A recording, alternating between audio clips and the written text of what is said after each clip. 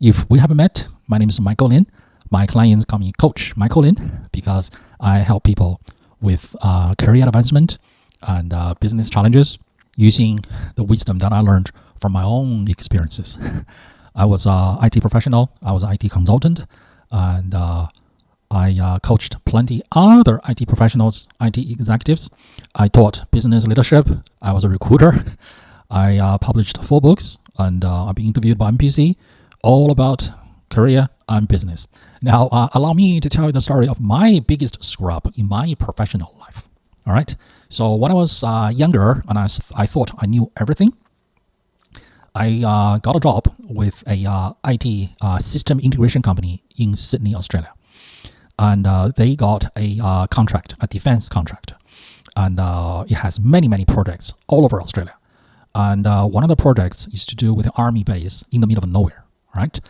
Before they could implement a new system, they need to go down there and do an evaluation, do an audit of the current system, and then figure out how to improve, how to implement the new system based on the current system.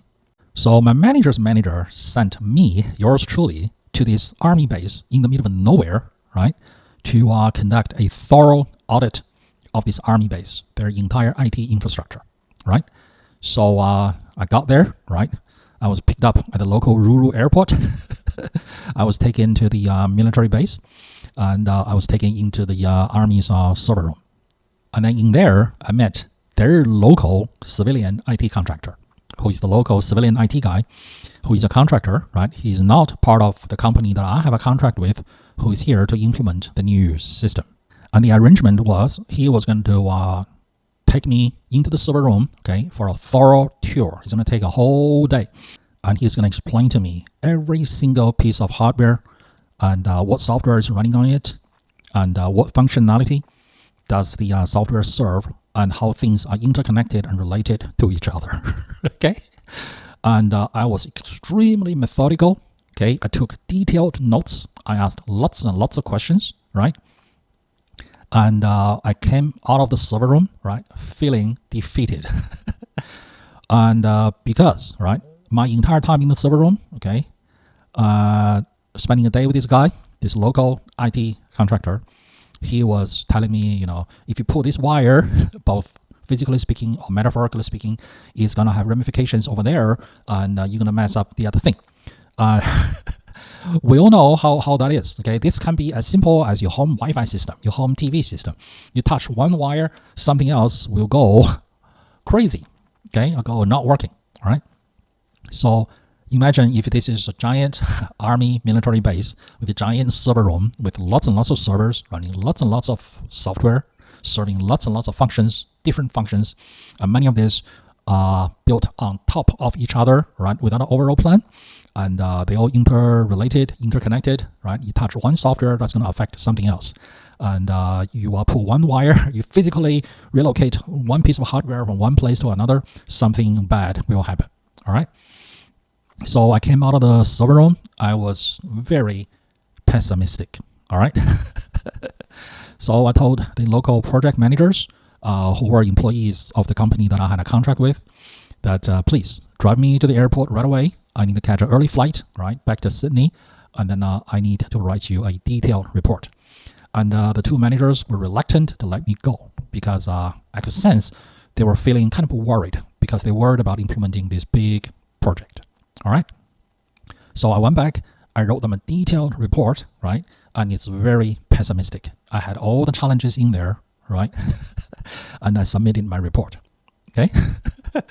Next thing I knew, I got a nasty phone call from the 2 local project managers, right? They were not happy about my pessimism, right, regarding the upcoming projects, okay? But I did not get any blames from my direct manager, okay? It's actually my manager's manager who sent me down there, okay? And not to mention, he was actually a military officer in the Royal Australian Army, okay? So he never blamed me for anything, okay? All he said was, wow, you sure, you sure can write long, and then you send your report, much sooner than I expected, okay? So, but the local project managers were not happy with me, all right? And that was actually my first project. Actually, it was my second project within that company. I've already done the same thing with a Air Force base, right, in a different location, again, in the middle of nowhere. And if I told you where those things are, I'll have to kill you. I have sworn to secrecy about all of those. The project, the audit I did for the Air Force base, I got raving reviews. But the audit I did for the Army base, right? Oh my God, the whole company was upset with me, and I spent the next month thinking about it. I did not get reprimanded by my manager's manager, the guy who sent me down there, and as if nothing happened. Okay, but still, right? Why so many people hating me? I spent the next month thinking about it. And then I realized, okay, I wasn't the first guy who was sent down there to do a thorough audit. Another guy has already been sent down there. He has already written a review. And it was also pessimistic, but it was much shorter, right?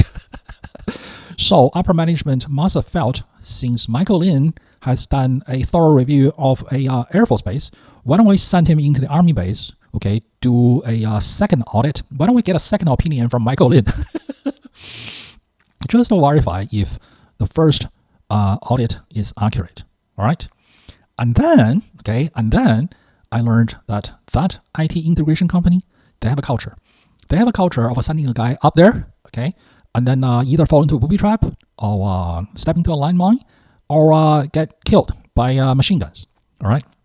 By the way, this company has a lot of contracts that's to do with the military, and a lot of the employees are ex-military. So a lot of the talks within the company, the business talk, they use military metaphors, right? So basically, someone has already been up there and got killed. But this company has a habit of not letting the second guy know, hey, someone has already been up there, and then there's a minefield there, and there's a machine gun over there. They just send the second guy up there, right? Run up there, and then get killed at the same spot, okay? I never figured out why that's the way it is, okay? Maybe they want to find out if it's true. What the first guy found out is true. So they send a second guy up there without telling him, hey, there's a booby trap right there. But none of that matters, okay? What matters for me, for my learning, okay, was I got conned by the local IT contractor, didn't I? I was pure technical. I wasn't thinking about the human dynamics, all right? Think about the human dynamics, right? So this guy is an independent IT contractor hired directly, independently by the Army, all right? He's here. He's just one person, okay? He's not going to do any major upgrades, right? He's just a caretaker, right? Keeping the old machines running, right? What's going to happen to his contract after we're done implementing the new system, the entire new system, new hardware, new software, new everything? He's going to be fired. His contract is going to be terminated. So is he happy with us barging in, okay, to replace his old systems and to build new systems? No. That's why every step of the way he is passive aggressive, right, trying to roadblock us. He couldn't just come out and openly be resentful and telling us don't do this because this is going to hurt his income. He's going to lose this contract that he's been milking, right? So what he does is he's trying to delay the progression of our contract, right, for as much as possible so he can milk his contract for as long as possible. That is the human dynamic that I completely missed, right? Had I realized any of that, had I paid attention to the human aspect of the IT business, right? Had I had more emotional maturity, had I had more business sense as opposed to being just a young IT engineer, right? I would have paid attention to human dynamics, and I would have realized the human dynamics and human incentives at play here. And had I realized that, right, I would have incorporated in my audit report that here are the challenges that we are going to be facing, right? Here's a reality. Here's reality on the ground, okay? All of these systems are old. It's a bunch of patchwork. And you change one software, it's going to affect something else. And you pull one cable, it's going to affect something else. Okay, that's all true. That's all reality. But it does not mean that this is not doable. This is completely doable, right? We just need to be aware of all of this, right? It's a challenge, okay? It's challenging, all right? But we are professionals, right?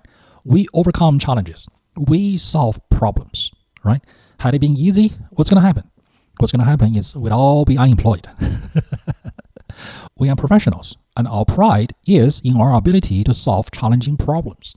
And that was the biggest learning for me, right? I will never forget that lesson. And then subsequently, right, I worked on other projects with that company. I moved on from that company. I had plenty other projects within my IT career.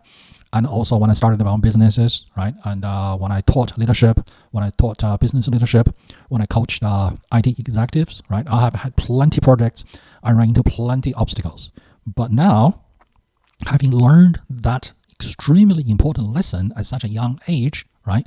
I take human dynamics, human incentives into consideration. I coined a phrase that is, all business problems are people problems. So understand and accept all business problems are people problems, and then business problems are meant to be hard, are meant to be challenging. They are not meant to be easy. And it's up to those with the attitude that I'm here to solve problems. Okay, they may appear to be technical problems. They may appear to be business problems, but deep down, they're all business problems. And then I don't have a problem with problems. I don't have a problem with my employers having problems. That's what I'm paid to do. So I'm going to embrace the fact that there are problems out there, and I'm going to solve them. It's not, oh, this is so difficult, this is full of challenges, it cannot be done. No, that is being young and being immature, lack of experience, a lack of can-do attitude. And I'm so glad that I learned that lesson at such a young age, right? And I carried that learning with me, the wisdom I gained with me, right?